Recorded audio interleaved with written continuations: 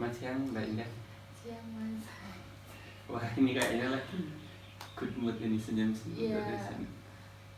Ya seneng nggak seneng sih Mas. Kenapa bisa kok kamu ngomong seneng gak seneng itu gimana? Iya kan apa ya, saya kan kuliahnya di Semarang. Biasanya nggak di rumah, terus pengennya pulang ke rumah. Giliran kayak gini kan libur. Awalnya ada senengnya karena bisa kumpul bareng-bareng sama keluarga di rumah, tapi ya lama-lama juga bosen sih kalau di rumah terus gitu. Oke baik, emang keadaan emang lagi kayak gini ya Mbak ya. Ya semua orang lah ngalamin kayak gini. Mungkin bisa diceritakan lebih lanjut tentang apa sih rutinitas Mbak Indah di rumah selama masa pandemi kayak sekarang ini sih? Ya yang jelas karena saya perempuan ya Mas, jadi ya pasti bantu-bantu pekerjaan rumah di rumah gitu. Terus juga karena saya semester 8, jadi ya ada tugas akhir skripsi yang harus saya kerjakan. Itu sih kegiatannya hanya itu. Terus kalau ada ajakan temen misalnya untuk kumpul walaupun hanya di rumah temen gitu, nggak di luar kayak gitu, cuma kayak gitu aja sih kegiatan saya Mas. Lebih banyak di rumah gitu ya. Iya. Oh iya, sebelum kita beranjak lebih jauh, kita buat kesepakatan dulu Mbak Indah untuk satu sesi konseling kali ini. Kita sepakati dulu mau berapa menit. Biasanya kalau konseling kayak gini berapa menit? Kalau konseling kayak gini sih, kalau yang biar efisien itu sekitar 30 menit Mbak, biasanya seperti itu. Ya jangan yang lama-lama. Ya gimana, kita sepakati aja berapa ya? 15 menit mungkin ya? 15 menit ya. Jadi kita sepakati dulu untuk waktu konseling kali ini dicukupkan untuk 15 menit saja. Sekarang jam 2:10, jadi nanti ya sekitar setengah 3 kurang 5 menit bisa dicukupkan seperti itu. Oke, tadi kan di awal Mbak Indah itu udah cerita kalau di rumah itu banyak kegiatan, jadi mungkin bisa diceritakan lebih lanjut lah tentang, mungkin bisa ada masalah tentang pas di rumah atau ngapain gitu. Yang jelas karena selalu di rumah jadi punya masalah ya walaupun hanya di rumah gitu. Jadi kegiatan saya selama ini tuh yang bantuin ibu buat pekerjaan rumah. Itu misal kayak nyuci, nyetrika, yang bersih-bersih, ngepel, nyapu, seperti itu. Terus saya juga punya adik, jadi harus ngurusin adik saya juga gitu. Ya karena saya biasanya di kos hanya mengurusi diri saya sendiri, terus nyuci baju saya sendiri, kemudian nyetrika juga nyetrika, pokoknya ngurusi semuanya punya saya sendiri gitu loh Mas.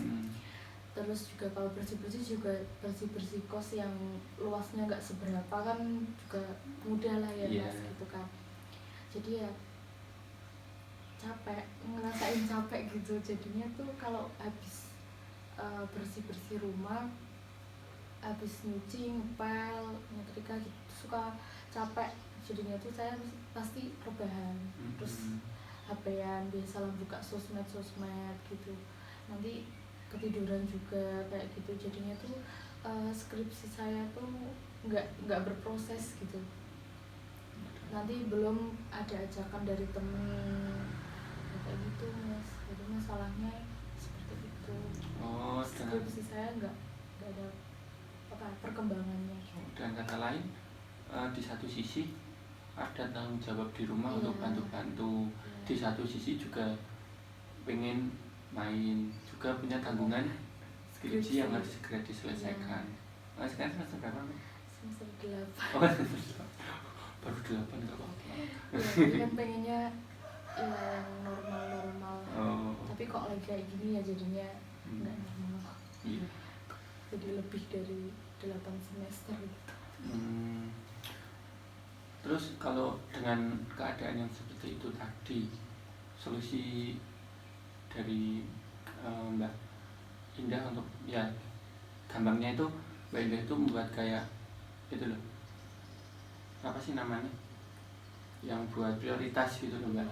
Dari kegiatan-kegiatan itu kan mesti punya ya target untuk di sini mau ngajain apa deh, apa kan punya, bisa cerita untuk. Yang jelas sih untuk saat ini prioritas saya jelas skripsi ya Mas, karena kan itu apa ya, tanggung jawab saya biar segera lulus lah ya gitu. Tapi di sisi lain juga ada tanggung jawab saya sebagai anak perempuan gitu kan, yang membantu orang tua gitu ya. Itu prioritas saya untuk saat ini ya sebenarnya skripsi.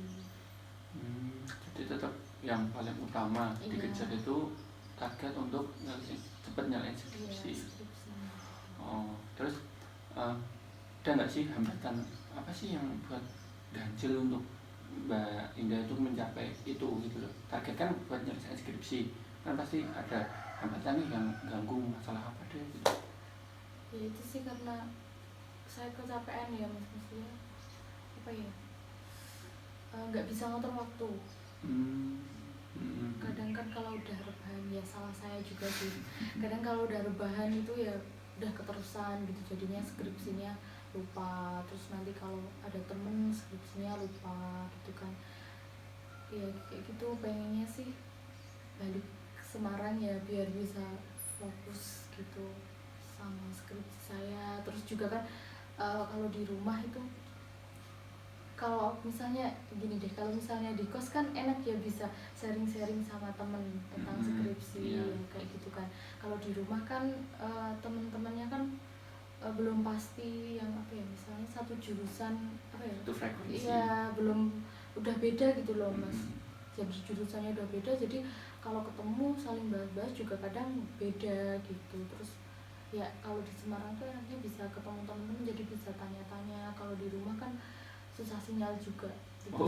Gitu ya. Terus nanti juga belum, kalau nggak punya kuota gitu, itu juga nggak ada pemasukan juga karena libur gitu. Jadi sangat kompleks sekali ya dihadapi di rumah ternyata. Oke, baik. Tapi kan tadi Mbak Indah ngomong kalau pengen balik ke Semarang, tapi dengan keadaan sekarang yang kayak gini, dengan pandemi yang mewajibkan untuk di rumah aja, terus solusi apa sih yang Mbak Indah pengen ya Mbak Indah lakukan untuk menyiasati hal tersebut ya, kayak tadi nyelesain skripsi ya, itulah nyelesain tugas gitu. Jadi kalau saya sih yang jelas harus bisa mengatur waktu ya Mas, karena kan nggak bisa balik ke Semarang, jadinya harus bisa mengatur waktu mana yang harus diselesaikan dahulu, terus nanti tugas yang selanjutnya seperti itu. Sebenarnya sih ya saya juga harus apa ya, meyakinkan diri saya kalau saya tuh bisa gitu loh, maksudnya ayo gitu loh Mas, gimana ya gimana istilahnya ya Mas, maksudnya harus bisa menjadwalkan diri sendiri gitu, ini selesai jam sekian terus nanti ngerjain tugas yang ini kayak gitu. Jadinya harusnya sih saya mengerjakan tugas di rumah dulu pagi-pagi gitu ya, nyicil-nyicil, nggak harus semuanya harus selesai hari itu juga gitu, nanti yang penting skripsinya ada perkembangan kayak gitu. Jadi dengan kata lain Mbak Indah itu pengen punya kayak jadwal terus struktur biar semua itu nggak keteteran seperti itu. Udah pernah dicoba ya? Belum sih karena ya nggak tahu ya, saya bandel kayaknya sih, kalau bikin jadwal itu pasti ada yang nggak saya ikuti sesuai jadwal gitu. Tapi karena ini semuanya penting, terus kondisi juga seperti ini, apalagi saya sudah semester 8, jadi ya kalau bisa semuanya selesai gitu, bisa dikerjakan lah, walaupun harus pakai apa ekstra kerja keras seperti itu. Berarti kan punya apa kepinginan, harapan untuk bisa apa semua itu tercapai seperti itu ya Mbak ya. Bagus sih kalau udah punya gambaran untuk apa yang kita lakukan. Iya, terus juga karena ya prioritas saya skripsi ya, terus kalau saya lagi ngerjain skripsi itu pasti dapat dukungan dari bapak saya, terutama bapak saya, karena ya karena bapak yang lebih tahu sih daripada ibu gitu. Jadi kayak apa ya, ayo semangat semangat gitu loh mas, kayak padahal nggak pernah saya selama ini tuh nggak pernah yang namanya ayo semangat semangat kerjain ini kerjain itu tuh nggak pernah. Baru ini sih, karena mungkin ya walaupun bukan kuliah itu bukan puncaknya, tapi ya ini tugas akhirnya gitu loh mas. Itu jadinya ya ya jadi semangat sih gitu buat ngerjainnya. Jadi bapak itu masih support ke kamu gitu. Terus tanggapan kamu itu setelah pemberian support dari bapak itu gimana rasanya? Seneng sih mas, soalnya kan ya tadi seperti yang saya bilang gak pernah yang namanya apa ayo semangat ngerjain gitu loh. Lah itu ya seneng sih, selalu diingetin juga udah sampai mana kayak gitu. Jadi bapak sangat perhatian banget ya sama kamu. Karena ya semenjak ini juga walaupun di rumah aja tapi ya tetap memperhatikan anaknya juga sih ya, terutama karena punya tugas ya. Tugas akhir ini kan itu kan bapak katanya masih support ke kamu gitu kan. Nah kan nggak setiap hari bapak masih support ke kamu kan? Iya, nggak setiap hari sih. Nah tadi kan kamu ngomong kalau bapak akhir-akhir ini masih support ke kamu. Nah pada saat apa sih bapak itu masih support ke kamu gitu loh? Iya, pas saya ngerjain skripsi itu mas. Soalnya saya kalau ngerjain skripsi kan pasti di ruang tamu, karena juga ada cemilan-cemilan gitu kan mas. Kebetulan ruang tamu saya itu sampingan sama kamarnya orang tua saya. Jadi kalau bapak pulang kerja atau lewat kan pasti kalau mau masuk kamar kan lewat saya lagi ngerjain ya mas. Apalagi kan ruang tamu gitu kan, pasti tahu lah anaknya kemana ke ruang tamu, terus ya disemangatin, terus kadang ditungguin juga, dilihatin juga gitu mas.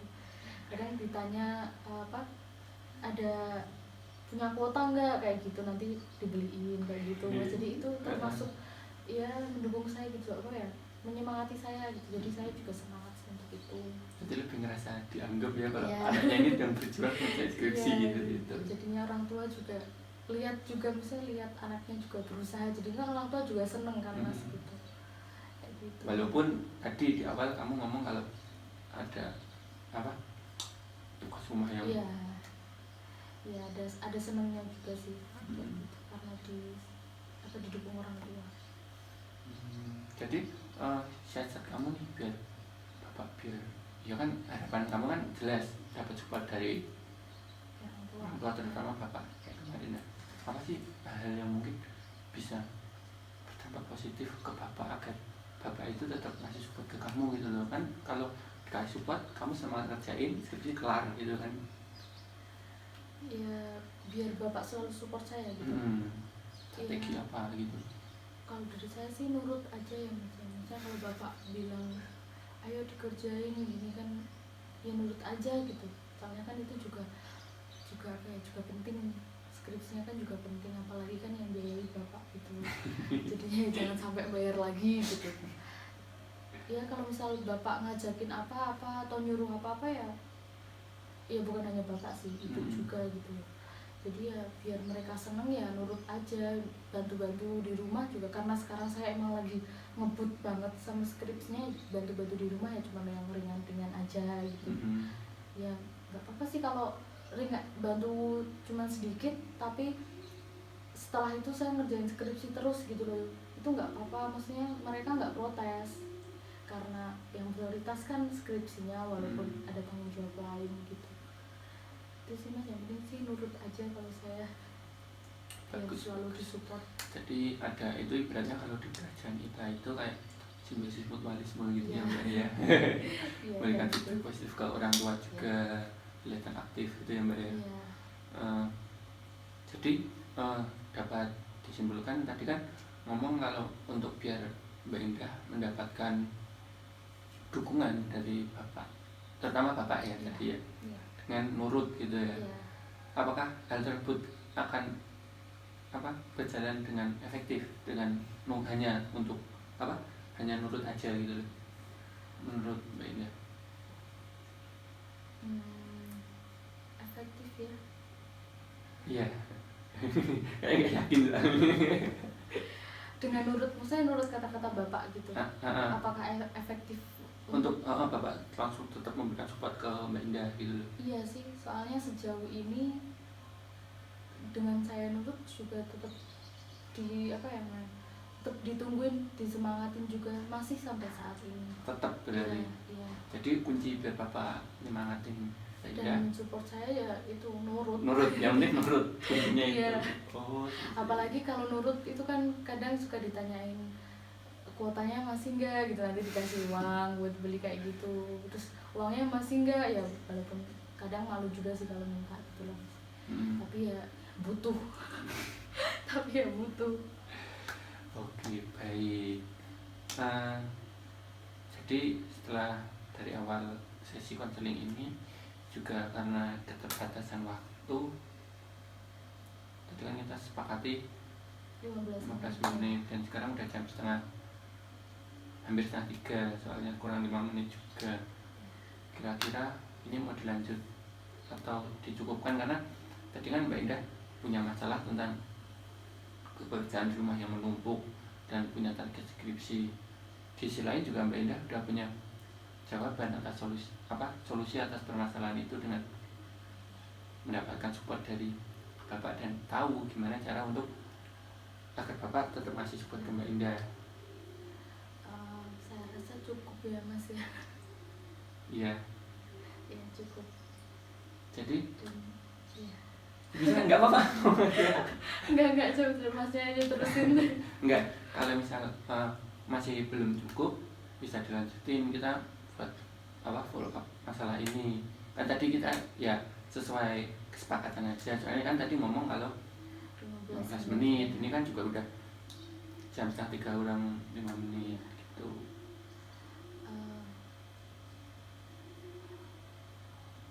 Gimana? Cukup ya? Dicukupin aja. Iya, dicukupin aja. Gini aja, kalau untuk sekarang bisa dicukupin nggak apa-apa, misal besok. Iya, kayak gitu. Besok bisa konseling lagi gitu. Iya. Boleh. Coba sekarang saya tanya ke Mbak Indah aja, buat penutup dari awal sampai akhir ini deh. Hal apa yang Mbak Indah dapatkan dari sesi ini, konseling kali ini? Lebih lega ya Mas ya, karena ya bisa cerita lah gitu semua, maksudnya permasalahan saya. Terus juga jadi sadar juga, maksudnya kan saya selama ini juga nggak sadar gitu kalau awalnya kan ngerasain susah gitu loh, maksudnya susah kok di rumah kayak gini gitu loh, gelisah, kayak kok beban banget gitu loh.